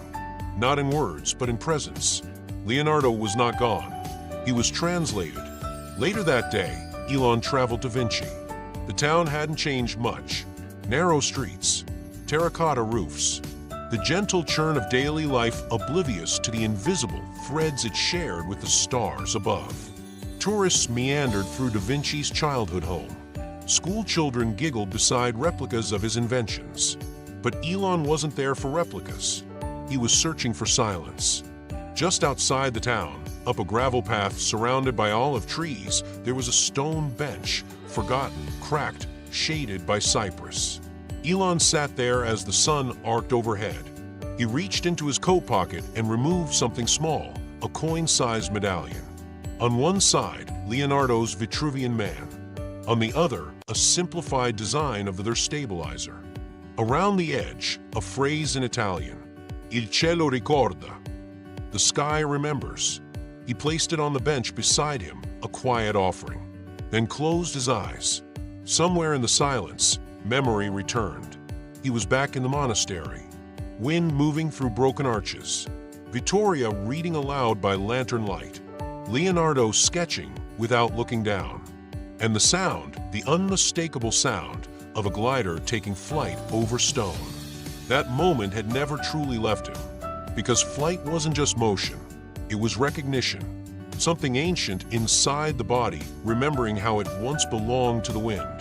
When Elon opened his eyes again, a breeze had picked up. The trees swayed gently, and for the briefest moment, he imagined the medallion lifting from the bench. But it didn't, because some things didn't need to defy gravity to feel weightless. Back in Texas, Daedalus prepared for its final test, a full atmospheric exit and re-entry with an AI-guided gliding return.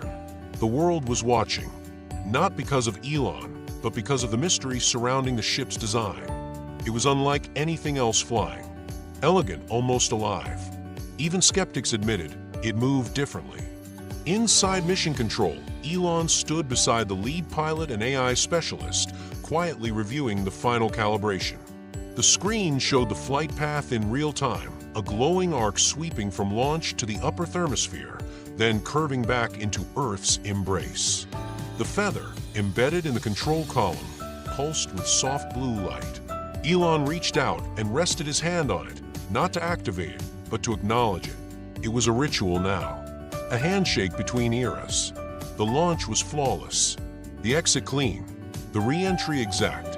But what stunned the world was the descent.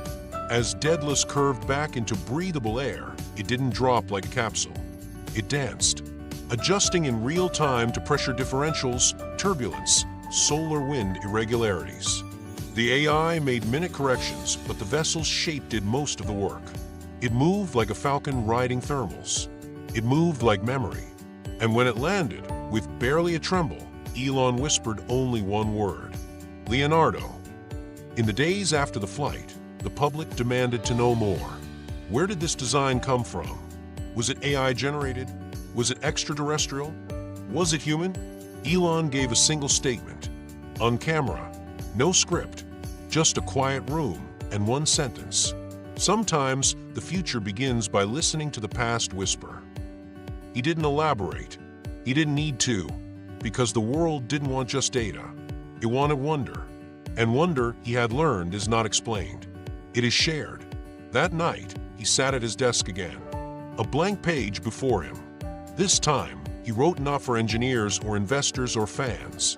He wrote a letter to someone who could never read it. Leonardo, I don't know if the bridge we crossed was meant to stay open, or if time allowed it only once.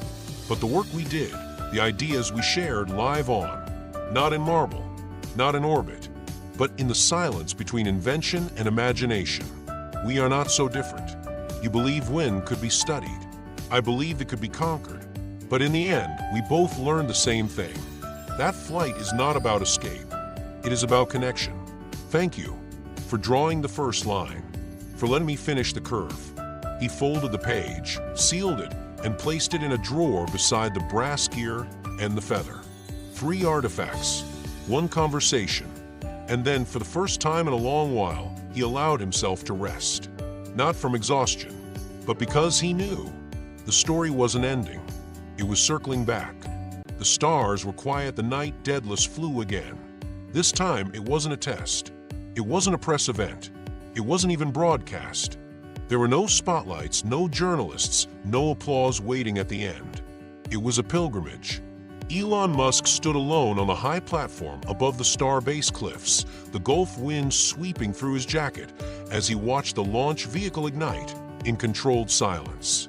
The vessel, their final evolution, ascended without fanfare, its silhouette vanishing against a sky so dark it seemed like time itself had paused to witness. Inside the ship's capsule wasn't cargo. It was a vault. One small container, designed for longevity, containing exact replicas of everything he and Leonardo had built together. The scroll, the glider schematic, the letter, the medallion. And one final addition, a high-resolution scan of the stone plaque left at the monastery, engraved in steel. In this place, the past met the possible. And for a brief moment, they flew together. The container would enter low lunar orbit, carried by a secondary craft. It would remain there, circling silently, indefinitely, a monument not to power, but to continuity. A whisper preserved in vacuum. Not a message to aliens. A message to us, to whoever we become next. Later that night, Elon sat on the launch tower's top step, eyes scanning constellations with quiet awe. There were no rockets nearby, no machines humming, just sky and thought. The stars above shimmered gently, disinterested and eternal, the same constellations Da Vinci once painted into the margins of his sketches. For the first time, Elon understood something he'd spent decades orbiting but never landing upon. Innovation is not about being first. It's about listening deeply enough that you don't miss what someone already said. He closed his eyes, and he could still feel Florence. Not the buildings, the air. That ancient room filled with sketches, half-built gliders, and a man who saw ahead without ever leaving the ground. Months passed. The world kept moving, new projects, new headlines, new problems. But quietly, through academic circles and hidden aerospace forums, something began to grow. An underground movement of designers, artists, engineers, and philosophers inspired not just by Musk's latest achievements, but by their tone. They called it the Ether School. Not an institution, not a brand, a mindset. One that said, before we fly faster, we must remember why we fly. They passed around digital copies of the Da Vinci Scroll, annotated with commentary. They reimagined aircraft with organic curves. They explored code as poetry. Their motto, etched into thousands of 3D printed feathers worldwide: design like the sky is listening. Elon never officially acknowledged the movement. He didn't need to. Its existence was enough. Back in Vinci, on a quiet spring morning, a young girl entered the Da Vinci Museum with her father. She paused longer than the others at a small new exhibit, recently updated, featuring side-by-side models of Da Vinci's earliest glider and a modern aerospace wing from their program. She pointed. "Did they know each other?" she asked. Her father laughed. "They lived 500 years apart." She thought about that. Then, staring at the feather-like curvature of the modern wing, she said, "Maybe one of them waited." Her father looked at her curiously, then down at the plaque she was reading. It said, "Inspired by a conversation across time." The little girl smiled, and something unspoken passed between her and the design. Not knowledge, recognition. In Texas, Elon walked the old path beyond the Starbase testing grounds. He rarely took guests there anymore. It had become sacred, not in the religious sense, but in the way certain places feel like they remember you. At the edge of a weathered mesa, overlooking the same desert where the glider first flew, stood a tall, curved installation of stainless steel. Not a statue, not a monument, a wing, suspended in midair by near-invisible supports, angled as if caught in permanent ascent, with one word engraved at its base in Da Vinci's own script. Verità. Truth. Elon approached it now, sunlight bouncing off its edges, casting moving shadows on the stone beneath. He placed his hand on the cold steel, and in the wind he imagined a voice. Soft, amused, brilliant. "So did it work?" Elon smiled. "It's still working." That evening, back at his private quarters, he opened the last drawer in his desk. Inside, 3 objects untouched for weeks. The brass gear, the titanium feather, the letter to Leonardo. He added one more item, a folded newspaper clipping with the headline, "First Lunar Time Capsule Declared International Cultural Archive." Below it, a photo of Daedalus in silhouette against the moon. He closed the drawer gently. Then he sat by the window, watching the night arrive. He thought of orbits, not just the mechanical kind, the emotional ones. The way some ideas take 5 centuries to complete a single loop. And how, once they do, everything makes sense. He leaned back, the stars overhead just beginning to appear. And in that quiet, Elon Musk finally whispered the final truth. Not to anyone, not for anyone, but simply aloud, like a memory returning home. Flight was never just science. A pause. It was always a reply. And the sky, ancient and listening, held him in silence. Because it understood. Because it remembered. And now, if you've made it this far, maybe the sky whispered something to you too. We'd love to know where in the world you're watching from, what corner of Earth just shared this journey through stars, scrolls, and centuries.